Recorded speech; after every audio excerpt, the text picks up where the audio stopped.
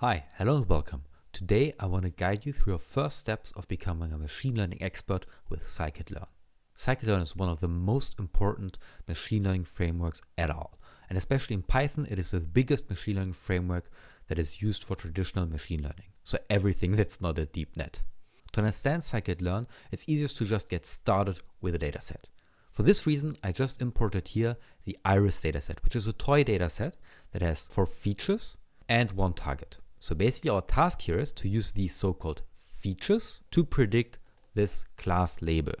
The first step in machine learning should always be that we actually look at our data and what it's comprised of. Let's do it here very, very quickly by just taking this data frame, taking here the species, and then give us the value counts. This basically tells us now that we have 3 labels, Setosa, versicolor, and virginica. These are different species of the plant. And then each of them has 50 rows or 50 data points, which is already nice. Another thing that might be interesting to do is to just look at our features. For example, are they scaled similarly? And this can be done by just looking at the features and then say describe on the pandas data frame. And then we get some information of the count, which is of course always the same. But then interestingly, the mean and standard deviation, which seems to be quite differently for different features, which might be important later on. Okay, now that we understand our data, and usually you should do a little bit more for that, but now that we understand our data, let's go to the machine learning itself. And for machine learning, there are a couple of steps that you should always do. One is a train test split. So you should not just fit on the complete data and then score on the same data. You should always fit on the subpart of your data and then score on the other part. You can do this even in a more sophisticated way with cross-validation or other approaches. For now, we just do it. So from Scikit-Learn .model selection, we import the train test split. We just use the train test split, and now we can just put in here our iris dataset, and we get something nice out of it, which is basically the train and test split. So we could now say the df iris train and the df iris test cases. These are now splits of the same data. So this was shuffled and then it was split in 2 data sets, one for training, one for testing. And the interesting thing is, if you look at the shape, the training set has now 112 data points and the test one has 38 rows. Interestingly, if you want exactly the same split as me, then you want to set a random seed. So we can, for example, now here say we take a random state. This is how it's called here. And now we get always the same splits. Scikit-Learn always works with an X and a Y. The X, capital X, are the features and the Y is the target. We can also just get out of the train test split directly the X and the Y for training tests. So let's do that for a second and then we go into the modeling itself. So instead of just providing one data frame, I'm now providing an X and a Y. Let's say here we take everything except for the last column as the features, and we take the species, of course, so the last column, as the Y. And then I can basically even go into the documentation if I want to and check what it will spit out, because the order might be confusing to some. It will be this. So the X to train on, the X to test on, the Y to train on, and the Y to test on. And again, as before, you can now see it will do a split. Again, the same amount of rows as before, but now only the features in the X train, and in the Y train, we will only have the target. Perfect. So now we have finally our data ready. What can we do with the data? We can now from Scikit-Learn .linear model import a logistic regression. A logistic regression is like the simplest model or one of the simplest models that's out there that you can use for classification problems. Now, we initialize our logistic regression by just putting parentheses on it. And then we get here a logistic regression. Let's just call the variable LR and let's look at it. This is now our logistic regression. The first thing we have to do is we have to take this logistic regression and we have to fit it. So we say fit our logistic regression and then we provide X train and the Y train. And as you can see, our output is now quite interesting. On the one side, we get again our logistic regression, our LR variable, which is now also fitted. and we get a warning. And we will look at the warning in a second. But first, I want to show that we can use now the logistic regression, and we can actually now also predict on it, which is something we can only do after fitting. We can use predict or predict log, prober or predict prober. For now, let's just get a real prediction. So I can say predict and now provide again the X train for now, which gives us now the output of it, which is Setosa, Setosa, Virginica, and so on. If I want to actually know whether this is correct or not, again, only on the training data right now, I can also say score and provide the Y train. And then it gives me a score. Of course, all of this can also be done on the test data and should indeed be done on the test data. Nice, so now we have a logistic regression. What does this mean? There's a warning. This warning tells us that the logistic regression didn't converge actually. Convergence just means that we basically get to a state where it doesn't change anymore. And to deal with that, Scikit-Learn already tells us we can just increase the number of iterations. Here, max iter. And that's an important point. Max iter is something called a hyperparameter. A hyperparameter is a variable, a parameter of our modeling object, our class here of the logistic regression or any other one, which changes how well our model in the end will perform, but itself is not learned by the algorithm itself. So for what does this mean? This means we have to set it as humans. So I say, for example, the logistic regression, my parentheses, and inside of the parentheses, I can now set all of these hyperparameters. So max iter, for example, let's use 200. Then let's fit it again. We can do all of this in one line if we want to, and save this again as our logistic regression. And then you will see that the warning goes away, which is nice. If I, of course, set this down again, you will get the warning again. An important point here is, if you're doing hyperparameter tuning and you always check how good you perform on the test data, and then you change the hyperparameters, that you're actually running into a problem where you yourself overfit. Again, this is a theoretical problem, a conceptual problem, which we won't talk about here today, but there are other videos out there which you can look at if you want to understand that. Okay, so now we have our logistic regression. What else can we do? Well, if we go back to our data, you might remember our features are in a different scaling. So they don't have all the same mean, they don't have the same standard deviation. And this, while for our toy data set not being a problem, is a problem for many other data sets. So let's just see what we can do for that in machine learning. What we can do is we can actually get now a transformer. So before we looked into a model, the logistic regression, which is actually a classification model. And now we will look into a transformer. So again, as everything else, you just import it from Scikit-Learn. In this case, from pre-processing, let's import the standard scalar. This is something that takes our data, it fits on it something, like internally it fits a mean and a standard deviation, and then it uses this to scale our data appropriately to, in this case, a mean of 0 and a standard deviation of 1, which is something a lot of models can work with quite nicely. This is, as our model, something called an estimator. Everything in Scikit-Learn that is an estimator can use the .fit method, and for example also something like called getParams and setParams, which we might talk about in a second as well.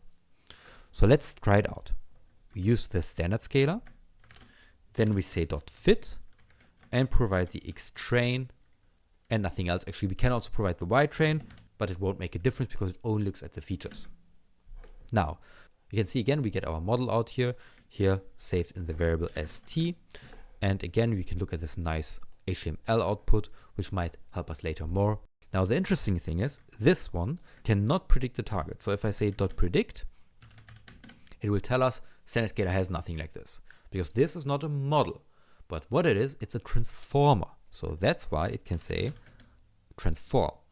And in transform, I can now provide the X again, and it takes my data and transforms it, as the name says. If we look at it, let's put it into a data frame again, just to make it easier, would now have a mean of 0 per column. We can also check that, and a standard deviation of 1. So we can again use the describe, and you see here, the mean is roughly at 0. So these are very, very small numbers, which you can see because of the E minus 16, right? And the standard deviation is very, very close to 1. And this output can now be used in our model again, right? So I could, for example, say, okay, I take this part and now I transform my training data. So xtrain transformed. I do the same for my test data. And then I can actually create again a logistic regression and train our model on this. And again, this will work. This now might even be better than before or worse, who knows. So let's score it. As you see, the logistic regression was now fitted on the transform data, so it also needs the transform data. And this is quite important for Scikit-Learn, to understand Scikit-Learn. So Scikit-Learn has modeling approaches for both classification and regression, and it has transformers to transform your actual data. And the nice thing is Scikit-Learn now provides you a pipeline that helps you to put all of these things together to create one estimator to do everything for you. Let's look at this. From Scikit-Learn .pipeline import make pipeline. I now just give it what I want to use for this pipeline. So a couple of transformers, let's say a standard scalar. We know that already. I initialize it. Very important point. Then let's also use a PCA. This is another transformer. Let's get it from Scikit-Learn .decomposition import PCA. And then the last thing I want to do is a logistic regression. Now what I get is a pipeline. And again, this nice HTML output tells me what it is. This is a pipeline which uses a standard scalar, a PCA, and then a logistic regression. And for all of them, it tells us also the hyperparameters we set. So for example, if I say here, let's use one component. For those who do not know, PCA is called Principal Component Analysis, and it basically takes your features and it creates the so-called components of it, which are underlying variables. If I do that and now go to the PCA, it actually tells us one component. And that's how you get a quite nice overview of what you can do. Now let's call this pipe. And as I've said before, this pipe is now an estimator, as everything before, and therefore we can do everything on it, what we've done before. So first thing, I wanted to talk about this before as well. We can say get parameters. This gives us an overview of all the parameters that we have set for the pipeline. This seems overwhelming, but if you look at, for example, the logistic regression, then you might understand it a little bit better. So get params, logistic regression, then you see all the hyperparameters of it. So we have a C parameter, a class weight, a dual, and so on.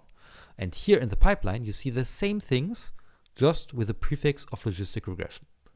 Or for PCA with the prefix of PCA. For standard scalar, prefix of standard scalar. Okay, so we can do the get params if we want to. We can also set params in the same way. But what might be more interesting is we can say .fit. And now we can give it the training data and the Y-train. And what it will do now is it will go through all the steps and train them. And then I can take my pipe again and I can just say predict.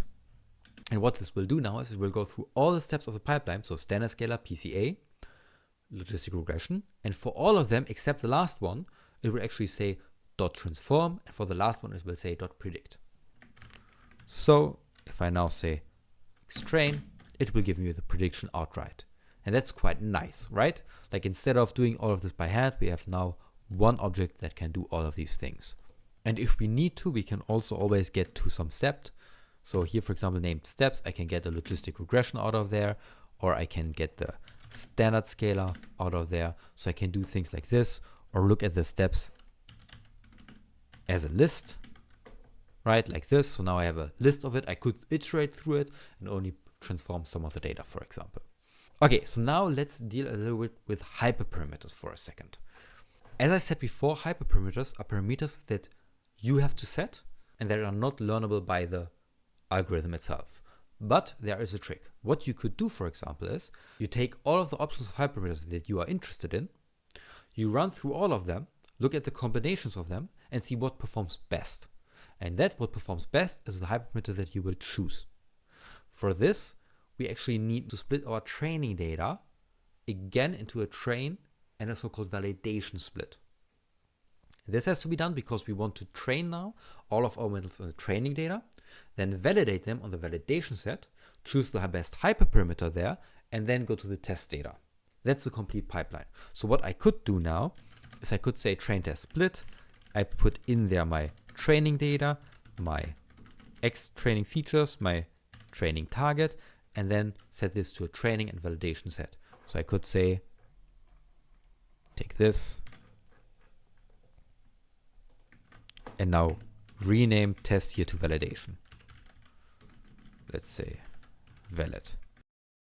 I could do that and now manually go through all the options, but there are easier ways. Scikit-Learn provides us some tools to do it for us. So let's go there.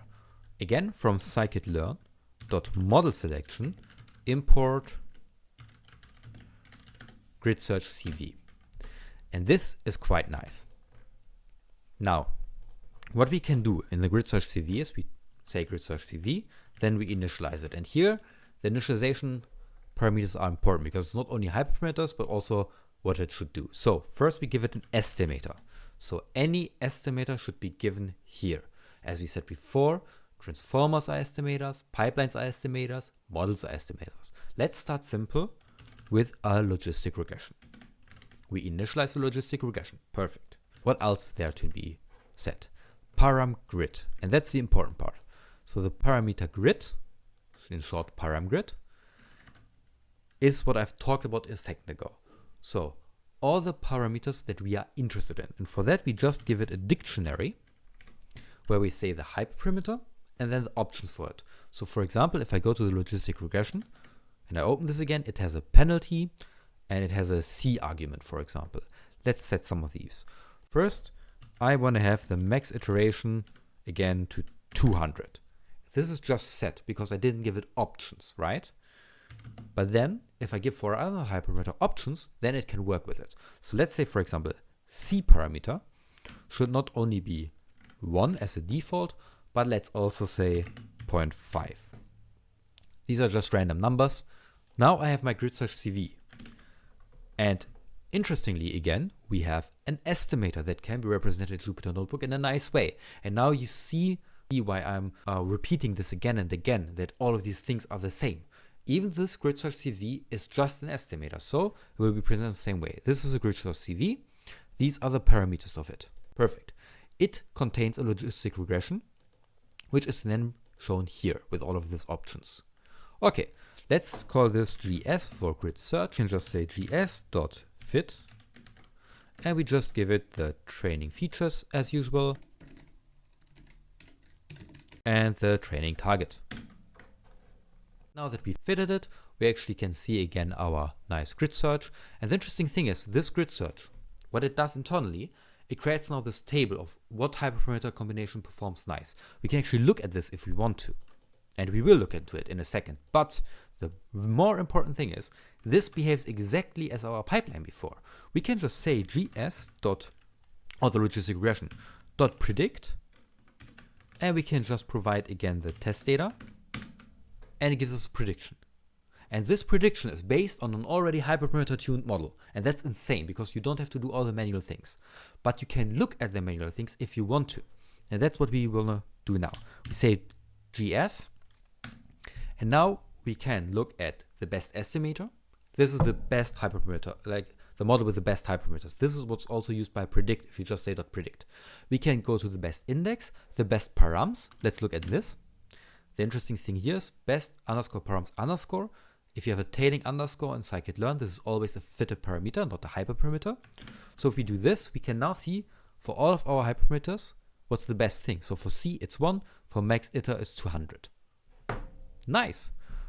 But then we can also not get the best one, but we can get the CV results. And that's the interesting part, because this, if we put it into a pandas data frame, which makes it look better, because this is basically now all the information about all the combinations we want. So you can see here the param C, param iter here if you want to. And then you can see all of the scores they had. They had in the first split, they have a 1 here, a 1 here, and so on. These splits are splits of an internal cross-validation.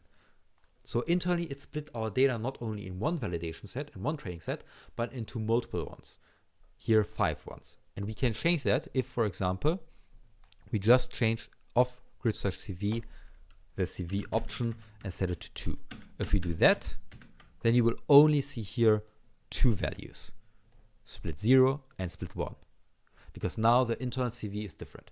Again, you don't need to understand right now cross-validation, in short CV, but as soon as you understand CV, you can go back and make it here easy. But if you don't understand right now CV, just apply, just use it here, and this is one of the good ways to get your hyperparameters. Now, if I, of course, change the hyperparameters here, like for example, I make an iteration of 1, of 20 and 200, and I make a C of 1.5 and 0.1, and now run through all of this, you already see it's complaining for some of the iterations.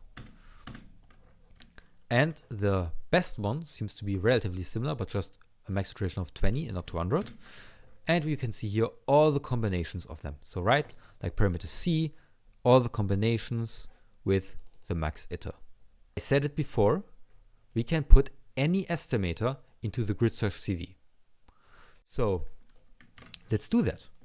Let's put, instead of our logistic regression, our pipeline from before. We will recreate the pipeline first, so it's not trained or anything. Create our pipe, which, as you remember, is a standard scalar, PCA, and then logistic regression. Now we put the pipeline in here and try the same thing as before. And here's something interesting. Do you remember when I used pipe and said, give me all your parameters? Get params. What I told you here was that we were able to access the hyperparameters of, for example, the logistic regression, here the C, when we look at logistic regression __ C. So the complete name of the whole thing in lowercase, then 2 underscores and the parameter. And this is the same thing that we now have to give the parameter grid in grid search CV. So instead of saying max iter, we are now saying logistic regression __ max iter, exactly as it's in here. Then we provide the same things as before, and now let's not set the C, let's set something else. We want to, for example, get to the PCA again. So PCA components is something we said before. This might be interesting, so let's do it here again. PCA __, 1 component or 2 components. Now the CV we set to the default by just removing this, and we create this object. Now we can again say gs.fit, give it the x train and the y train. Again, it will complain. Always if we have the max iter of 1, it complains because we are not converging. Let's remove max iter 1 because this is a little bit distracting. And now we can see it again. What we have is a grid search that uses as an estimator a pipeline that has these steps. Let's look into our pipeline. Okay, our pipeline has these steps. Here you see the names that we are using before the parameters, and then the actual things we use to initialize this estimator. And then we can look at each of the estimators of the pipeline. Now we can of course take again the GS and say, instead of fit, we can now say predict. And then we can give it the X test and get our prediction. Or we say score and give it the Y test as well. And gives a score of 0.92, which again, because it's a toy data set, it's quite high. Now, until this point, what we have learned is how to use different estimators, how to combine them to a pipeline, and then how to hyperparameter this pipeline or each of the estimators. And what we have done always was we trained it on the train data and we tested on the test data. What we now want to look into is how we can even get rid of the manual thing of creating training and test sets and training here, predicting there. What we instead want to do is use cross-validation in a very simple way. Cross-validation is the same thing that the grid search CV for cross-validation used internally. It's another way of splitting your data into multiple data sets of training and testing, and doing this a couple of times to get multiple test scores. And then you can see basically, was I just lucky getting 0.92, or is it something that I can rely on? Like, again, this is not a conceptual video, but that's a rough idea, the intuition. What we can do is we can say from Scikit-Learn .model selection import cross-validate. There are also cross-val score and cross-val predict that does a lot of things for you, even simpler, but cross-validate is like, I think, a good all-rounder. So for cross-validate, let's use it. We are providing an estimator. So let's say for now a logistic regression. Then we are providing, as you can see, an X and a Y. And then there are other options to make it better. For example, again, a CV or groups. But X and Y are the important parts. So let's put in here the original X and the original Y. Not the train, not the test, the original ones. And that was, if you remember, just from the iris data set, I'm taking everything except of the last column, and I'm taking the last column, which is the species column. And now I just hit enter. And then of course we get our warning. Let's set the max iter so we don't get the warning. Okay. Did you see something interesting? The max iter has to be higher when we did not standardize our data as before. Like 20 was nice before, but now we need 200 again. Just something for intuition. And what you get out is a nice dictionary, which if we put it into a data frame as usual, just looks better. And here we get the fit time, the score time. I think these are not so important unless you're talking already about deployment, and the test score. And the test score here is basically for now each of this cross-validation splits, how well did it perform, and it's 9.6, 1, 9.3. And now we know the test score seems to be quite stable, independent of how we splitted it, more or less at least. But the really nice thing here is that if we look into cross-validate, which gave us already our scores, right? It takes in an estimator. And this means we can put in here not only the logistic regression, but we can put in here the pipeline if we want that. Pipe. And then we get the scores for the pipeline, which is already nice, right? And now we can put this even one step further, putting everything together we just learned. Because not only the pipeline and the logistic regression are estimators, but the grid search using the pipeline, which uses the logistic regression, also is an estimator. So we can also say, not the pipeline, but the GS, so the grid search we created. And this took longer, but gave us also quite nice results. And this is a really nice thing about Scikit-Learn, right? Because most things are estimators, you can put them together as components and create quite complex pipelines. Even more complex than what we've talked about today, in just a couple of lines of code, and then just already get nice results. So for example, everything we have done today can be written in a couple of lines of code in a very simple way. And this is it, basically. This is how you can use Scikit-Learn in a very simple way to get reasonably nice outputs already. If you're interested in more, please subscribe, because there are more Scikit-Learn videos to come. There is much more to understand about how these estimators work, how these things work together, and what you can do with Scikit-Learn. But I would say these are the basics. Thank you very much for watching, and see you next time.